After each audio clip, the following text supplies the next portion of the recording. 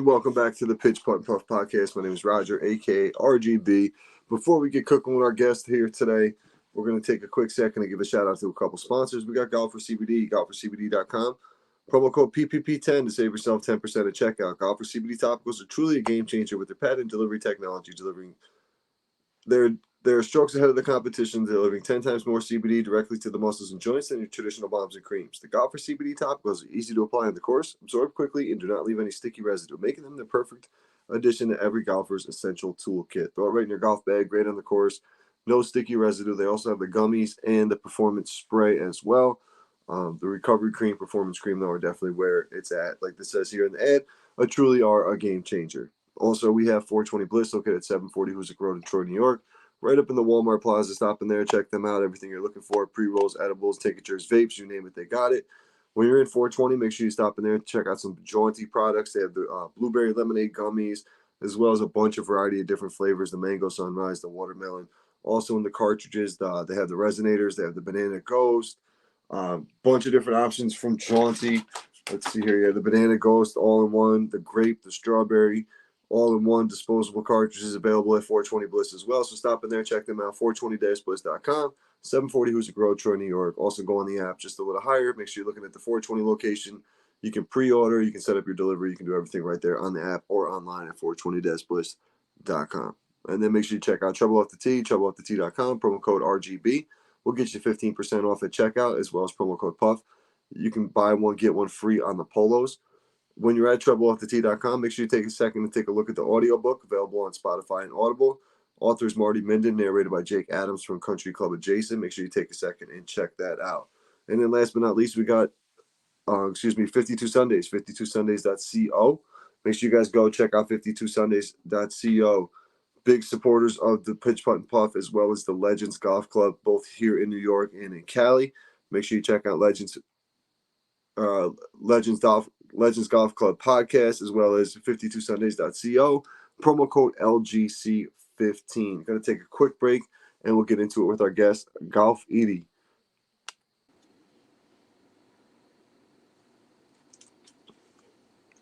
Let's see. There we go.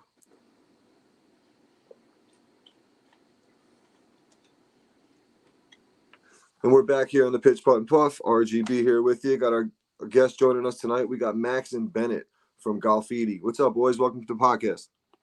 It's good, brother. Appreciate you having us on here, man. Absolutely. Hey, what's up, man? Nice to meet you. Thank you very much. You too, guys. I've seen your. So I'm the type of guy, man. I'm always doom scrolling on Instagram, and when I scroll through and I see something I think is pretty cool and I'm interested in, I'd like to hear a little bit more about seeing your guys, some of the stuff you guys done. So let's take a second before we get into the brand. Let's hear about how you guys got into golf. What made you guys start golfing? I guess I can go first, Ben. Yeah, go for it.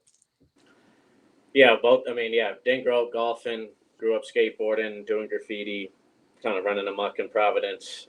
Golf was furthest thing from I think both of our stories. But COVID got back into skateboarding. Me and Ben tore my ACL. So this is 10 years removed from skateboarding. Tear my ACL. So skateboarding out of the picture. We have one buddy, our good buddy back home, who had gone into it, kind of going on the range, shit like that, getting us, and he was like, come play golf, and we're like, no, like, not playing golf, you know what I mean? He was like, if a good rehab on your knee, come drink, come smoke, like, just come chill, like, and I'm like, all right, bro, I'm a lefty. He had one lefty 6-iron for me to use.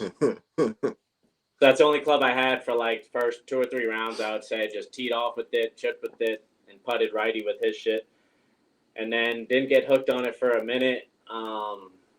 We would play, him, and our friend David would play, but like we weren't taking it seriously, really. Golf in Providence is not a fucking thing to do, really. You know what I mean? Right. Moved out here, like I was telling you earlier, with my girlfriend. She got into vet school. A lot of free time on my hands. She's super busy. Northern Colorado, beautiful for golf, and really ramped up the golf obsession. Nice. No, it's funny, dude. You said you're the lefty and you're using the 6-iron, so I'm a lefty as well.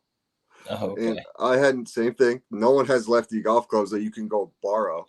Yeah. So I actually switched hit a little bit in baseball in high school. I took my buddy's brother's clubs one day, and I literally played righty, and from that point on, I taught myself how to play golf right-handed. That's crazy. Like it Yeah, took. he's the opposite. Are you Yeah, really? that's funny. When I started, I naturally, because everyone just kind of plays righty. Those are the clubs people have. So I just when I first started picking up, and same thing, like this is not that long ago that we just started playing. So I pick it up first little bit. I'm playing righty and everything. He's got lefty clubs, so as a joke, again, we're just getting into it, just kind of out there having a good time, causing mayhem on the course and stuff, not knowing what we're doing. So I'm Right. like, let me take the lefty club and see what happens. And everyone's like, yeah, nah, man, like your lefty swing looks a little more natural. You might want to just try to switch it up, and from there, just kind of like slowly fade it into a lefty from there. That's the thing too. Like if I grab a lefty club right now, I can't swing it like a golf club. No problem swinging it like a baseball bat. But as soon as I put it down to swing it like a golf club, my form is all tweaked. It's absolutely insane. But it took me good 2 years just to feel comfortable actually swinging the club like I was swinging it like a golf club. Like I wasn't lifting my foot up like Kirby Puckett and like trying to like really crank it and all that. I was actually swinging it like a golf club. Now it's you wouldn't even know if I told you. Like if you watch me play, you wouldn't know I played baseball lefty for 20 plus years. Yeah, that's bizarre. Yeah.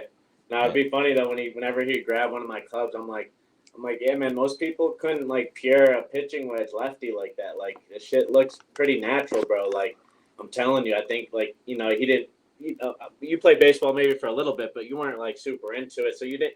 Ben could have gone either way, and I was like, yeah, I think it's lefty, bro. And yeah, the thing for me, I never played sports growing up or anything like that. So getting into golf, like I skateboarded, and that was it. So really getting into golf was a whole new atmosphere for me in that aspect. What really sold the deal is I played golf with this old head one day on a course, and he saw me swinging lefty, and he was like, "Yeah, man, that's your swing. That's just how you hold the club." And I was like, "All right, I'm sold. You got me." Mm-hmm. You can learn so much from them old heads out there on the course just playing a bullshit round, man. It's crazy. I love it. It's all short game shit and the putting shit, but you learn so much from good life lessons too. They'll school you on some real shit. They just drop gems the whole time. Nah, for sure. I love getting paired up. But that's the one part about golf. You know what I mean? It's like you can, if your buddies are booked, you can go play dolo, and if nobody gets paired with you, great. But if you do, I like talking to people, so I get a kick out of it. And sometimes there's an asshole here or there, but most of the time it's pretty chill. Yeah, I play with a retired truck driver, my man Fairway Mike. It's kind of this is something I always say as well. Golf, cannabis, and music, 3 things that bring people from all different walks of life together. It could be anybody, man. Like I said, golfing, I would have never met Fairway if it wasn't for golf. And now he's like one of my best friends. I literally golf with this guy 4 or 5 days a week. He's texting me at 3:00 in the morning. Hey, what time's our tee time today? Even though it's literally in the text right above it. It's just shit like that. You know what I mean? But it's fun. Like we go out there, we have a great time, put a couple bucks on the line, have some good matches and shit, and just it's fun. But like you said, the life lessons, man. He's always there if I got dealing with something. He's always got an opinion for you, and he's most likely been through it before too. So it's beneficial. Awesome. Yeah, we kind of like started skating together, started doing graffiti together, started playing like golf. We've been buddies 30 years. We really grew up together. So it's like we're all kind of like this even, you know what I mean? Like kind of all getting into the shit together. Like, so that's been like really cool. And then now starting Golfiti with Ben, it's like super special because it's like, if you told us this 2 years ago, we would have laughed at you. You know what I mean? Yeah, like, I do. And so it's like it's just funny that it's golf. Like you said, it brought it all together, and it just started making sense. Yeah, when you guys first came up with the idea, like you told people, like, yeah, we're gonna start our own business, we're gonna start making hats and doing everything. Like people were probably like, yeah, all right, you guys are nuts. Like same thing with me with the podcast. Like, yeah, I'm doing a podcast, and if you same thing, you told me 2 years ago I'd be making money talking shit. Like no one would believe me. Like I've been always wanting to do a podcast, but now that I actually like. It's profitable. I have a good time doing it. I meet a bunch of cool people. Like I have fun doing this. So it's not like it's a pain in the ass or whatever. But like I'm not the type like off of this, dude. I'm not the very outspoken type in crowds. Like I don't like doing public speaking. Like at work, they asked me to do a public speaking thing a couple weeks ago. I'm like, I'm not doing that. They're like, you do a podcast. I'm like, yeah, I sit and talk to a computer. Like it's not like I'm sitting there talking in front of a couple hundred people. Like I'm all set on that. It's just, but it's fun in the long scheme of things. Well, let's hear a little bit about the brand. You guys mentioned the tagging, so obviously that got you rolling. Let's hear a little bit about it. Yeah, been doing art pretty much our whole life, graffiti the last 20 years.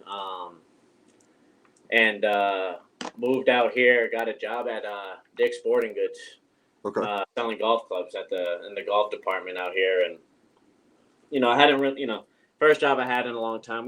Grew up hustling, kind of that type of thing, getting into trouble back home. And I said, if I'm gonna get a job, it's gonna be around art or golf. You know what I mean? And Dick's Yeah. Sporting Goods had a position. I got a job there, and so I started seeing like the trend changing. Like the kids were coming in younger, kind of looked like me. You know what I mean? It wasn't as buttoned up and elitist and The country club shit.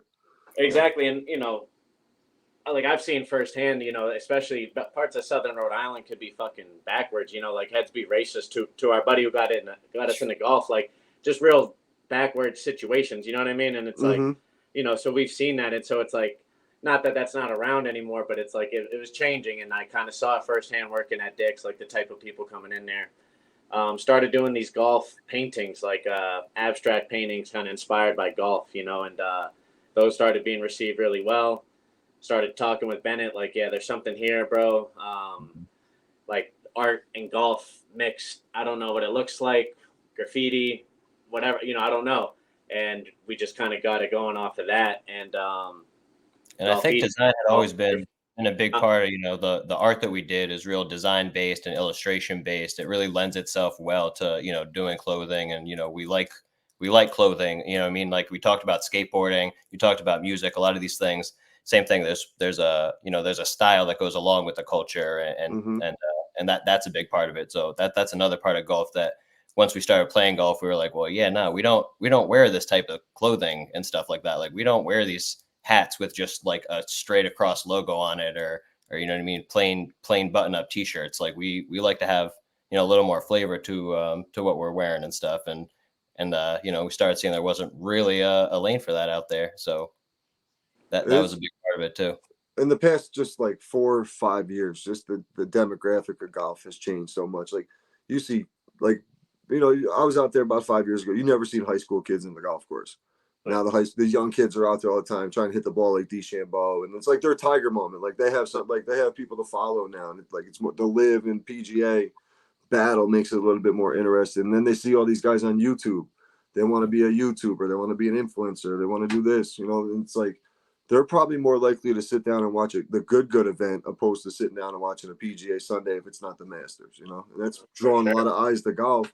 But then it's also bringing the guys wearing the joggers on the course and the backwards hat and the hoodies. You would never see a hoodie on a golf course 5 years ago, ever. I don't know, bro. It's super lax now out here in Colorado. Heads are wearing cut-off jean shorts and like hicks out here. You know what I mean? Yeah. Like out here playing golf, like the strict code is not as crazy. The dress code is not as strict, and it's just like it's just changing. They're still there. That part of it is still there, but it's just changing. And it's created a funny like a juxtaposition, right? Like there's still that old school country club mentality around, but this like new wave of golf is kind of breaking in, right? Where like you said, there's like all these people coming into the space. And going back to what you're saying, where like, yeah, people kind of wouldn't believe you a couple years ago if you said you were doing something like this, but at the same time, when you started, the community is so supportive, right? Like the golf community is surprisingly like so supportive of doing anything golf related, right? Like people who play golf just love golf. So it's a great community to be a part of, just in that sense that everyone's like, oh yeah, you want to talk about golf, you want to make golf stuff, like yeah, we support that. Like the more golf, the better. Right. And it's crazy too, like says, like even some of the people being supportive wise, like conversations I've had with people in the golf world, like even to get a response from some of these people, I'm like, oh shit. Like, for example, like I had Mae Brennan on here. I don't know if you guys know who Mae Brennan is. Like I'm sitting there going, like, she's got 500,000 followers, been on a TV show, holy moly, and all this. I'm like, she shouldn't even be spending 2 minutes with me, but I'm sitting here talking about a podcast. Like, how'd I pull this shit off?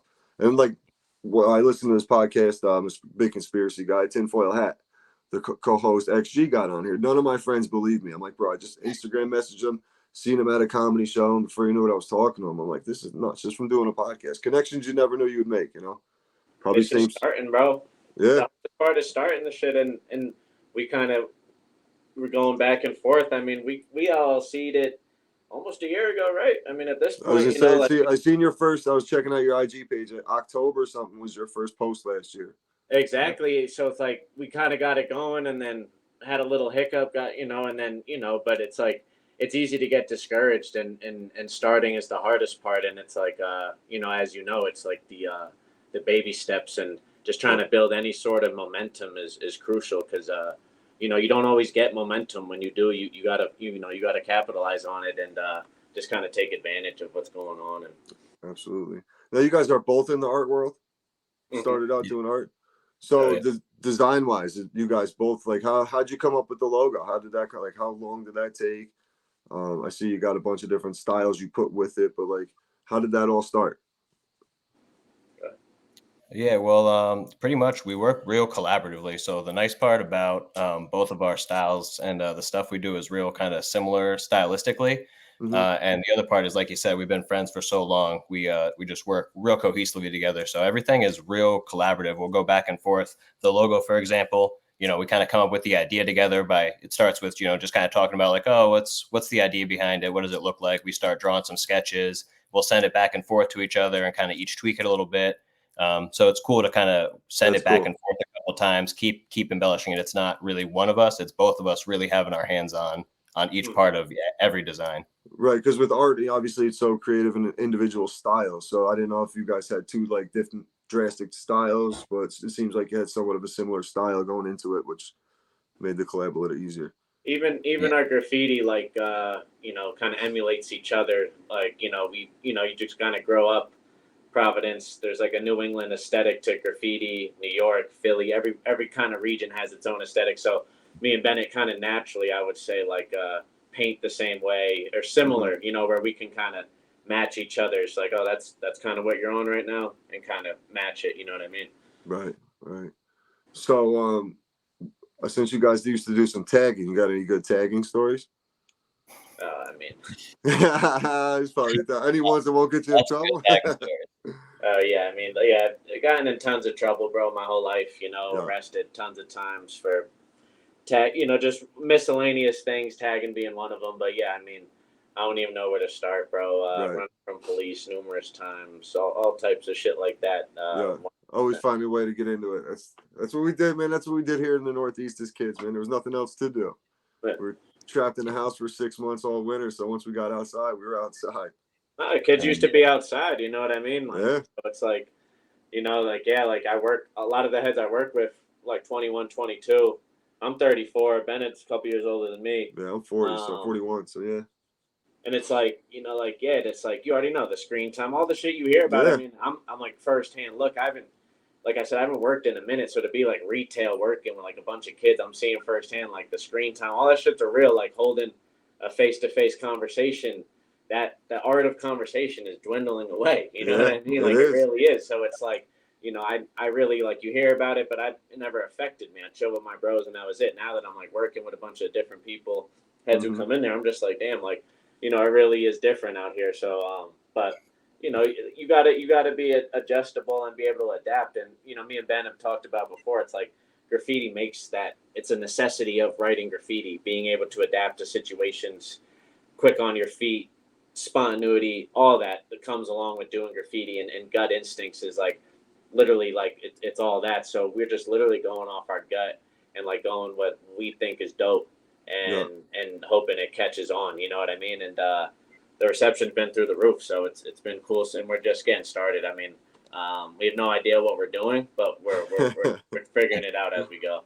That's how you gotta definitely do it. making it up as we go along. But we like to make art, and we like to play golf. So we're trying to make our lives centered around those two things as much as possible. Nice. Now, so far you got I just seen the hats, the different variety of hats available. Yep.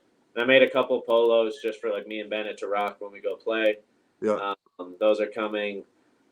A couple other designs in the works, and as the colder weather comes, we got some things that we want to do. But yeah, the hats was just like, every golfer has 80,000 hats. You know what I mean? We love a good hat, but we wanted to make it one that fit good. Otherwise, you won't wear it. You know what I mean? You have 40 hats, but you wear the same fucking 3 hats. You know what I mean? Yep. So we did some sourcing on that. We were kind of looking online, wasting time, probably get a product we weren't going to like. Ended up just going through a local guy here in Fort Collins, and really just able to try them on, get the fit, the embroidery was immaculate, so I was like, let's go with this, and we just done with that. We've done 2 launches so far. We just placed an order yesterday. Also, me and Ben were saying we got a hat for you, bro. Fucking at Oh, the end, dope. we could get your info and we'll send it over to you. Appreciate it. Hell yeah. Absolutely. That's dope. Yeah, those are shit. Like I said, man, like I scroll Instagram all day. Obviously my algorithm is gonna show me pretty much nothing but golf stuff. Yeah. So like when I'm scrolling through, I see a lot of bullshit out there. You see a lot of, the people with there's some crazy brands out there, but like something that catches my eye, like your logo did. Like one, it reminded me of a buddy of mine I grew up with, my man LMC. He was a tagger. He used to do some of the craziest shit. Love him to death. Like same thing. I could tell stories for days about him. But I was like, oh shit, he would love it. He doesn't play golf, but if he did, that I could see him rocking something like that. So then I started looking at the page and just the creativity of it, and to find out like you guys are doing it together, and the artistic side of it is really cool because, like I said, art is such different. Everybody's got their own style. So to be able to collab with one of your, with one of the homies that you grew up with and everything else, just makes it even cooler. Really, that's dope. Now you don't even need to do the art yourself. I mean, everything AI generated, and at that time, taking off and exploding that way, it's like, we kind of want that to be one of the like driving forces. Like me and Ben are really doing the shit ourselves. This is all hand drawn, inside, grassroots, all organic. We're not. If we have outsourcing people who kind of help maybe on digital side, but like everything. We're drawing all of it, you know what I mean? And, so it's like, with no brand in particular, but, I see a lot of golf brands where it's like, if you told me they were the same brand, I would believe you. You know what I mean? Like they all kind of resemble each other, you know what I mean? So it's like, like Bennett was saying earlier, the whole point of graffiti is to stand out, you know what I mean? And not in a corny way, but it's like, not like, we want to be on some John Daly crazy, which I don't have anything wrong with it, but that's not the aesthetic, but just kind of like already naturally, heads think outside the box, you know what I mean? Right. And it's like, I think Ben said it earlier, where you're doing shit, you're putting 2 things together that you enjoy to do. You got golf and art that you're putting together. Same thing with the pitch putt and puff. Like me and the crew were out there burning it down the whole time on the golf course. Yeah, well, we're golfing, we're smoking, let's pitch putt and puff, let's do it. Like that's literally how it came about. There was a mini golf place up here that had a puff night or something like that, a putt and puff night. I was like, oh, pitch putt and puff. I just literally came up with it after seeing that, and I was like, all right, guess we're doing this. Right, and it's almost those super obvious ideas that are the best ones, that are almost the easiest to overlook too. You know what I mean? Where it's like, like it is the simple thing. You know what I mean? Like it is the thing that's right in front of you, and where it's like, golf and Golfiti. You know what I mean? Like we were playing around with other shit, and it was like it's the fucking no brainer. You know what I mean? Like it totally, and it stands out. That's all it takes. So what's the plan for the future here? Like, what do you guys have planned for the brand? Obviously, you're going to expand a little bit more in the clothing side of things too. But what's your main focus going here, say 5-10 years from now? Yeah, I'd say over the next 5-10 years, we'd like to really, become a mainstay and build ourselves as a real brand. So move on from the hats and, start printing a more variety of styles on different types of clothing. We already started talking to some local places in Colorado about carrying our stuff in stores too. So that's another one of our goals, is to not just have an online presence, but to be able to, have the brick and mortar presence as well. And that's really our goal, is to kind of make it up as we go and just kind of keep getting the brand out there. Trying to, like I said, focus our lives around it. So keep going and make it as big and widespread as we possibly can. Get as many people rocking fresh Golfiti gear as we can. That's what's up. 100%. That's what's up. So, boys, I usually like to wrap up with 3 questions, golf related. We'll start off with this one. What's your favorite club you got in the bag? Oh, Max, you can start that. 7-wood. Okay. I'd go the pitching. The pitching wedge is just so fun and buttery to me. Yeah, my pitching wedge I broke, so I just went to Cape Cod on vacation. Went out to Dennisport, and it was the last day. We're getting ready to leave. We got an Airbnb. I got an Airbnb with the in-laws. My wife wants to go down to the beach for the morning before we leave. I'm like, I just got out of the shower. I'm not going back down to the beach. I'm gonna go to I brought a couple clubs with me. I'm going to the range. So I'm literally, I think maybe my 3rd or 4th shot in with my pitching wedge, and all of a sudden the club head goes flying off. I feel like I'm swinging a wiffle ball bat, this is a full range now. So I'm like, damn, like I didn't even really see where it went. The kid behind me is like, oh, I think it went like out that way. I had an idea. So like I had to sit there, and it was like literally the third or fourth ball I hit. So I had a full bucket there. I planned on being there for a little bit. So I'm like, all right, maybe a couple people will leave. Every time someone left, another person showed up. And then it finally got to the point where I was like, yo, I had to yell, like, excuse me, can I run out here real quick? The guy went the range rat was going back and forth, like looking for it. He had to drive over this thing 5 times. And I literally walked out maybe 30 yards. It was sitting right there. I still haven't got the damn thing fixed yet, but it just Oh, I you don't found I found it. I did find it. Yeah. it. So I did find. I got my M6 Taylor Mades, man. Pitching wedge was one of my top. It's my 7-iron for me, and then my P wedge.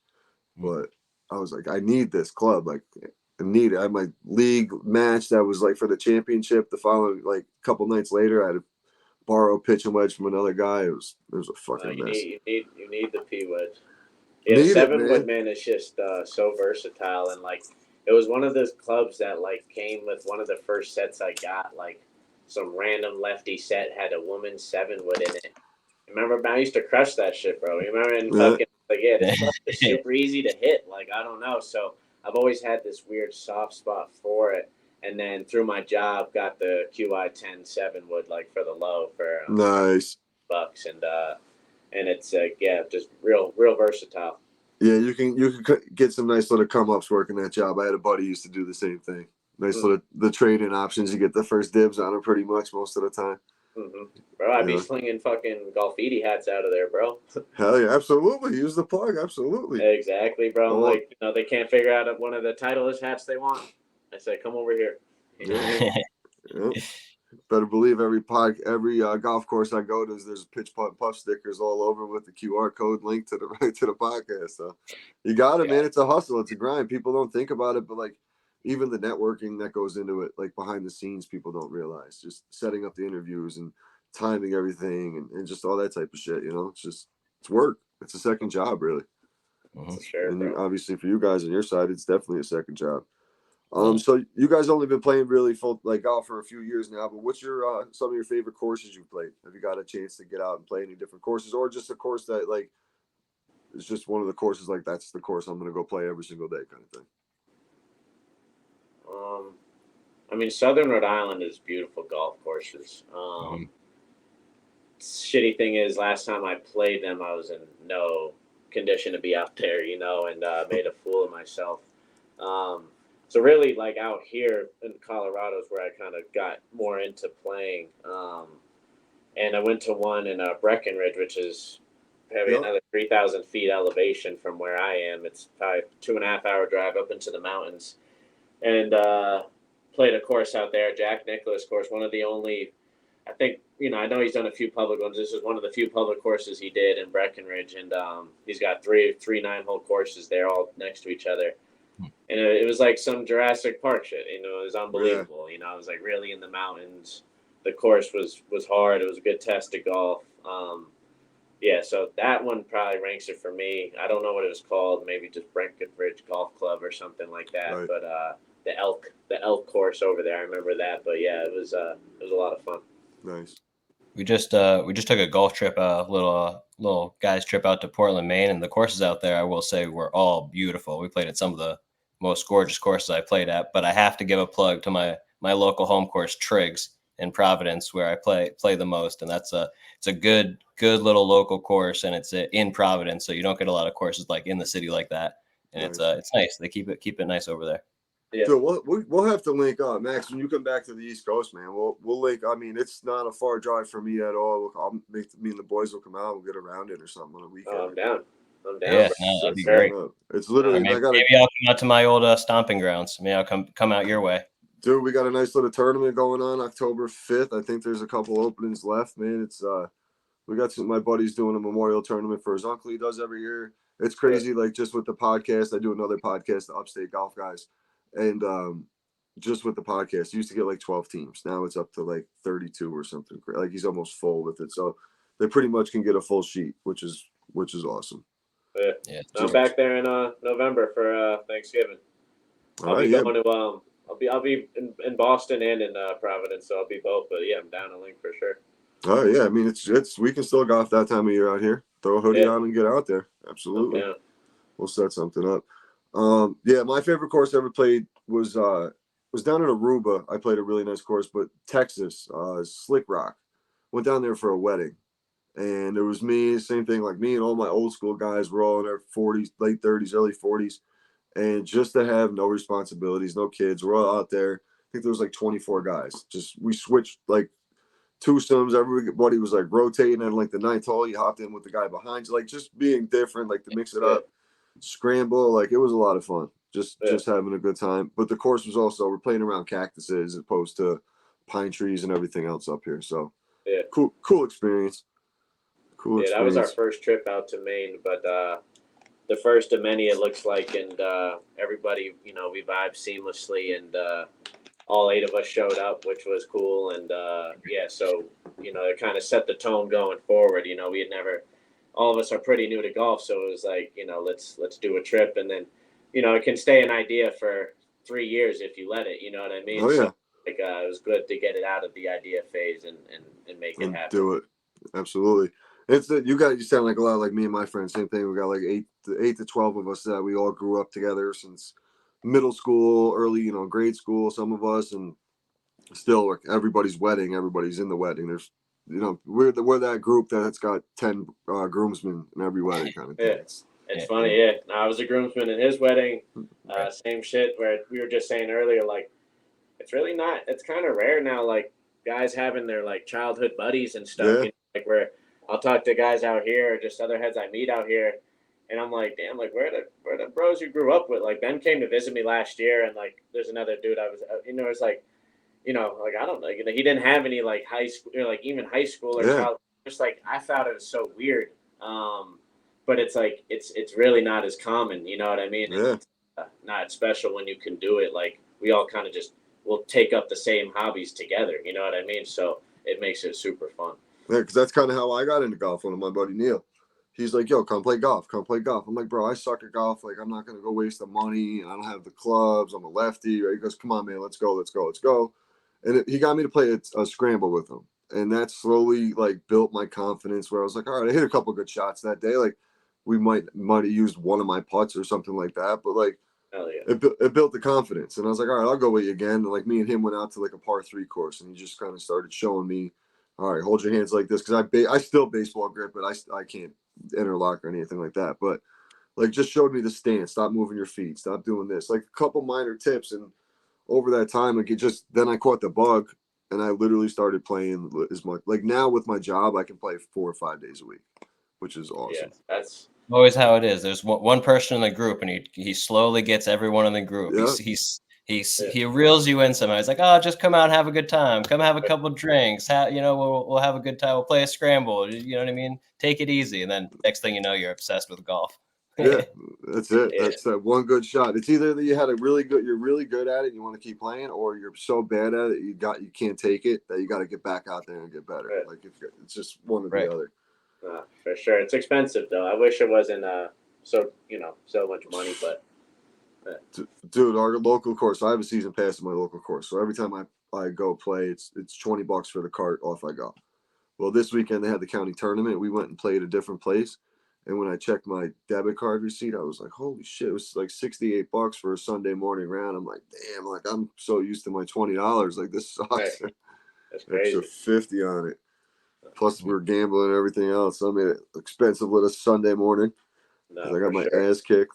But my last question to round it out is, if you had 3 people to add to your dream foursome, who would they be? I'll give you guys a second to think about it, because you can go a lot of ways with this. So I grew up a basketball player. Favorite player was Jason Williams, White Chocolate. Used to play for the Kings and the Heat back in the day. Of course. That was my dude. Now he's a golfer. He's a cannabis guy, so he would be in my group. I used to like to say Jordan, but I already got the Hooper in there with Jay Will. So I would probably go Dustin Johnson, because most likely for a golfer, for the other athlete, Dustin Johnson, because Pauline would be lingering around somewhere, and then I could actually learn something, because I studied a lot of him when I first started playing, just the swing and everything else, because they're at the same tall lanky dude like him. So I try to study a lot what he did. And then for some entertainment purposes, I probably have Bill Murray out there to round it out. That's a great answer. I was thinking along those same lines. I was like, all right, I'm trying to put together a good assortment of people. Yeah. I was going along the same lines. I think the first person that stood out again with our skateboarding background, I'd say someone like Paul Rodriguez, who I know plays a little golf, is definitely someone I looked up to a lot skateboarding when I was younger. I'd throw him in the group. Throw someone funny that probably doesn't play golf. Give me like Jonah Hill or like Will Ferrell or someone out there who's just going to be like mad fun. Just give good vibes, keep the energy light, and then give me like a good golfer who I like to bet on. Give me like Max Homa. Like, let me get around. Let me pep him up for the next tournament, and you know what I mean. Pick his brain a little bit. There you go. All right, that's a good group. I like it. Yeah, no, that's good. I've recently seen like reels like Cat Williams is a golfer. Oh shit. Oh, that's right, because of his from the Shit Club Shay Shay interview.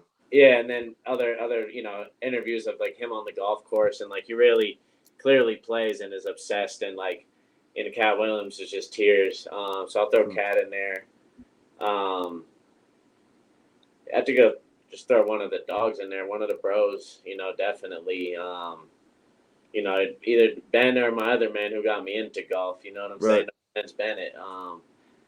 I wouldn't be offended. You could bring big guns. Yeah, I mean, Jordan. I mean, of course, but I feel like that's the cliche answer. Like Jordan, Tiger are kind of like that's what I get a lot of that, which is so like we grew up in our era watching those guys, like especially Tiger. Tiger drew so many eyes to the game of golf. Like nobody watched golf until Tiger Woods came into it. Yeah. You got to almost think about like the question except those two people, because most people are like, yeah, obviously you're going to put both of them are probably going to go. If you really had, you know what I mean? If you really put anyone in there, they're probably going in two of those spots. Exactly. I'll probably honestly, bro, I'll just do Cat Williams and then two of the bros. So it's like Cat Williams and three will just be tears. You know what I mean? Like poor little Ting Ting. Yeah. That was my favorite joke he had was when he was talking about that Olympic runner, the guy with the legs with he said he was running with them bent back paper clips and shit. Bro. It was fucking priceless. That shit was so funny. Everything Cat does, man, is good, man. But like, I don't know if you've seen it, but he had this one take on golf. Like they were asking him about it, and it was very accurate. It was just funny to see him even talk about golf. I had no idea. I think I did. Was he sitting in the golf cart talking? It might have been that. I think it was one of him standing, like he's at a tournament, and he's like behind the ropes, and they're like asking him about it, and he just gives like a good take on his approach and the mental side of it, and like it's not funny at all. Like where it was like the first time I think I seen Cat like that, where it's like, oh, all right, like this guy's a golfer, but obviously if you're playing with him, he's gonna bring the humor. But I mean, we all love Cat, or I mean, fucking. Like Borat, you know what I mean? Like 3 of the bros in Borat would be a fucking great time. Like, you know what I mean? You're gonna be out there laughing, right? We just seen Cat. Cat was just up here in Albany a couple months ago. At the beginning of the summer, we got to see him up here. He crushed it. It was right after that interview, pretty much. He was here like a week or so after. It was pretty good timing. Pretty good timing, boys. I appreciate you guys jumping on for sure, man. Any way I can help in the future, if you guys got something new coming out you want to promote or anything I can do to help, definitely let me know. Why don't you let the listeners know where they can find you? Yeah, find us on Instagram at Golfiti LLC. Awesome. Building the website, all more shit to come. But appreciate you having us on and giving us the opportunity, bro. And good talking to you for real. Absolutely. Yeah, thanks for having us, man. Definitely appreciate it. Absolutely. And let's definitely link up. Like you guys are all 2.5 hours, not even away from us. So that's an easy drive either way. If you come back to Albany area, Bennett, hit me up for sure. Get out there. We're out there every Sunday, man. Every Sunday we got 8 to 12 guys out there throwing a couple bucks on it. We do everybody plays their round. We do a blind draw at the end. So you pull a card, whoever has the, ace, king, that's the team, lowest score wins. So makes it interesting. Some fights, it's fun to do with the boys because we're all about the same level. So it's never like you got a guy shooting 76 and a 95. It's all mid 80 golfers for the most part. So it works out pretty good. Yeah, Nice. that's awesome. Nice. Now, I had suck at golf, but down to come play for sure. Absolutely. Yeah, man, it's all about getting out there, having a good time. That's all that matters in the long scheme of things. But once again, guys, appreciate you jumping on. Guys, go check out Golfiti on Instagram, Golfiti LLC on Instagram, and we'll talk to you soon. Later. Appreciate the Golfiti boys, Max and Benin, for jumping on. Really cool episode. Dope ass product, the hat, the design. It's definitely something that's going to catch everybody's eye. So make sure you guys go check them out. Up and coming brand. Before we wrap this up, though, we got to give a shout out to golfercbd.com. Make sure you guys check out golfercbd.com. Promo code PPP10 to save yourself 10% at checkout. The Golfer CBD topical is truly a game changer with the patented delivery technology. Strokes ahead of the competition, delivering 10 times more CBD directly to the muscles and joints than your traditional balms and creams. Golfer CBD topicals are easy to apply in the course, absorb quickly, and do not leave any sticky residue, making them the perfect addition to every golfer's essential toolkit. Make sure you guys go and check out golfercbd.com, promo code PPP10 to save yourself 10% at checkout. Also, go check out 420 Bliss, 420-bliss.com, located at 740 Hoosick Road in Troy, New York. Stop in there, check them out. Let them know the Pitch Putt Puff crew sent you. Everything you're looking for: flowers, pre-rolls, edibles, tickets, your vape, you name it, they got it. If you're in there looking for a vape or some bomb-ass edibles, make sure you're taking a look at Johnny. They got the berry lemonade, the mango sunrise. They got the watermelon. They also have a bunch of different options for the cartridges and the all-in-one disposable vape. So go and check out some Jaunty and the Critical line with the rosin. So go check them out, as well as Trouble Off the Tee, TroubleOffTheTee.com, promo code RGB for 15% off site wide, as well as promo code PUFF to buy one get one free on the polos. Make sure you take a look at that. And while you're over in Trouble Off the Tee, take a look at the book available on Spotify and Audible. Authors Marty Minden, narrated by Jake Adams from Country Club Adjacent. So use promo code RGB, 15% off. Promo code PUFF, buy one get one free on the polos.